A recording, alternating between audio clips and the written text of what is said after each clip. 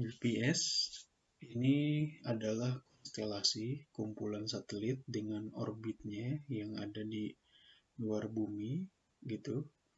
Dia masih mengangkasa sekitar bumi, tapi berada di luar bumi kita. Nah, GPS ini kemudian dengan arah orbitnya ini mengitari bumi bisa berbagai macam. Bisa dia berfungsi sebagai satelit cuaca, atau nanti dia berfungsi sebagai satelit dari pengukuran gitu ya, positioning. Kemudian dari satelitnya itu bisa digunakan macam-macam ya. Bisa untuk geologi gitu ya, bahkan teknik lingkungan. Bisa untuk aplikasi geofisik, geodesi tadi. Bisa cuaca, kemudian fenomena-fenomena yang lain gitu ya. Mengcapture gambar gitu dari citra satelit, citra Landsat, dan sebagainya. Jadi sangat komplit sekali teknologi dari GPS ini. Dan dia tidak hanya satu atau dua satelit, tapi satelitnya bisa banyak gitu. Nah, kemudian dari konstelasi ini, nanti satelit akan dimanfaatkan untuk melakukan sebuah positioning secara global. Jadi objek kita akan dilakukan positioning dengan menggunakan dengan memanfaatkan keberadaan dari satelit-satelit yang mengorbit bumi kita gitu. Nah, ini ya, lintasan-lintasannya bermacam-macam. Jadi masing-masing satelit memiliki orbitnya masing-masing gitu. Nah, kemudian ini bumi kita. Kemudian ini sebagai contoh ada satelit 3, 1, 2, 3. Nah, dia menggunakan nanti konsep sebuah triangulation. Tri itu berarti 3 ya, angulet itu sudut gitu dan sejenisnya, triangulation. Nah, kemudian di sini kita akan memiliki suatu positioning. Satelit 1 ini akan memancarkan sinyal, kemudian di sini receiver-nya akan menangkap sinyal tersebut. Nah, menangkap sinyal tentu ada perbedaan waktu. Waktunya tidak akan sama dari sinyal dikirim ke sini dengan ke sini. Jadi menggunakan gelombang radio. Nah, kemudian perbedaan waktu itulah yang akan dikalikan dengan kecepatan cahaya dan menghasilkan sebuah jarak. Nah, jarak itu dijadikan sebuah radius. Gitu, dari satu satelit. Kemudian satelit yang kedua juga sama. Dijadikan sebuah radius. Gitu. Kemudian dijadikan radius dari jarak tersebut. Satelit yang ketiga juga sama. Kirim sinyal, diterima di sini, ada perbedaan waktu, kali kecepatan cahaya, nanti kita akan punya suatu radius jarak gitu ya dari satelit tersebut. Jadi ini adalah konseptual secara sederhana ya. Kalau secara kompleks, radiusnya ini bukan berbentuk sebuah lingkaran, tapi berbentuk sebuah elipsoid, sebuah sphere ya, sebuah lingkaran gitu. Jadi sekali lagi ini hanya model penyederhanaan saja. Gitu. Jadi realitanya itu jauh lebih kompleks. Jadi sinyal yang diterima oleh receiver itu radius perhitungannya itu tidak dalam bentuk lingkaran ini, tapi berbentuk sebuah bola. Dan tentu di sana akan lebih jauh lebih kompleks lagi gitu ya. Ini hanya penyederhanaan saja. Jadi menggunakan konsep triangulation. Nah, nanti radius lingkaran ini akan berpotongan pada satu titik. Kalau misal hanya satelit 1 dan satelit 2, itu akan berpotongan di titik sini dan berpotongan di titik sini. Nah, inilah nanti akan menjadi kandidat lokasi dari suatu receiver kita. Itu penerima kita ya, objek kita. Jadi ini adalah konsep dalam menentukan sebuah lokasi gitu ya, menggunakan sebuah GPS. Kita pegang gadget yang punya GPS, kemudian nangkap sinyal satelit, kita tahu keberadaan posisi kita ada di mana. Nah, kemudian ini juga sama gitu. Dengan menggunakan satelit yang ketiga, maka akhirnya kita punya satu perpotongan gitu dari 3 satelit tersebut. Kalau misal hanya 2 satelit ini, kemudian dengan satelit ini kita punya 2 kandidat, titik ini dan titik ini, perpotongan. Tapi ketika kita punya 3 satelit, kita akan bertemu pada satu titik pertemuan. Nah, inilah yang dinamakan konsep triangulation. Dari sebuah perpotongan gitu ya, perpotongan titik poin yang bertemu dari radius lingkaran suatu jarak antara receiver dengan satelit GPS, kita bertemu di satu titik ini. Dan ini hanya konsep penyederhanaan saja. Realitasnya jauh lebih kompleks dari konsep sederhana ini. Bagaimana GPS bekerja? Jadi dia akan melakukan triangulating dari satelit, konsep yang tadi, 3 satelit, kemudian memancarkan sinyal radio kepada receiver. Dari sana akan terdapat perpotongan titik dari 3 lingkaran, konsep sederhananya. Kemudian bertemu di satu titik. Kita memiliki triangulating dari satelit. Kemudian mengukur jarak dari satelit. Jadi jarak dari satelitnya itu nanti memanfaatkan dari pembacaan waktu. Waktu ketika sinyal radio dikirim dari satelit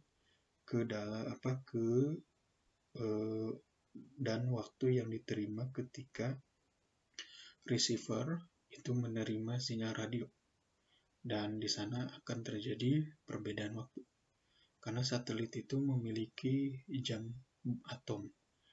Jadi dia sangat perfect sekali timingnya, sedangkan GPS receiver yang ada di tangan kita itu tidak seakurat dari satelit yang memiliki jam atom.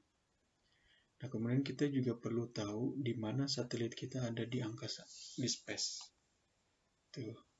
Jadi kita punya posisi dari space tersebut untuk menentukan objek kita di bumi. Dan nanti tentu dalam pembacaan dari GPS itu ada error-error yang terjadi.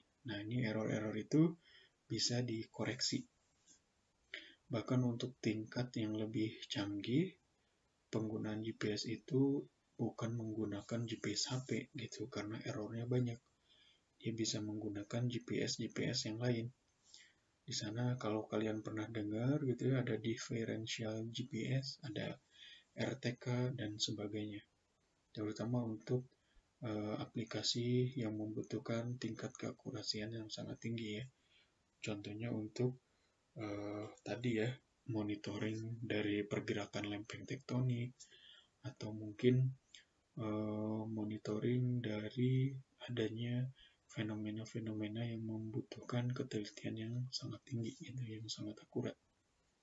Kalau kalian lihat di beberapa survei itu untuk membangun sebuah jalan gitu ya, untuk membangun sebuah tower listrik gitu, itu menggunakan GPS yang sangat akurat. Jadi ada namanya nanti menggunakan RTK, differential GPS. GPS yang digunakan itu menggunakan 2. Ada pertama dia yang sifatnya statis, kemudian ada yang sifatnya dinamis. Jadi receivernya ada yang statis dan ada yang dinamis. Oke, jadi gambarannya secara simpel sudah dibahas. Kita punya satelit 1, 2, dan 3. Itu kalau misal hanya satelit 1 dan satelit 2 itu akan berpotongan pada 2 titik. Dan tentu dia tidak akan akurat. Bisa saja di sini, bisa saja di sini. Makanya kita perlu bantuan satelit ke-3. Nah, nanti satelit 1, satelit 2, dan satelit 3 akan berpotongan pada satu titik. Gitu. Ini adalah konsep dari triangulating. Nah, kemudian ini adalah bumi kita, itu kemudian kenyataannya adalah dalam berbentuk sebuah bola gitu ya. Dan sebenarnya yang digunakan secara simpel, konsep sederhananya itu adalah 3 satelit gitu ya.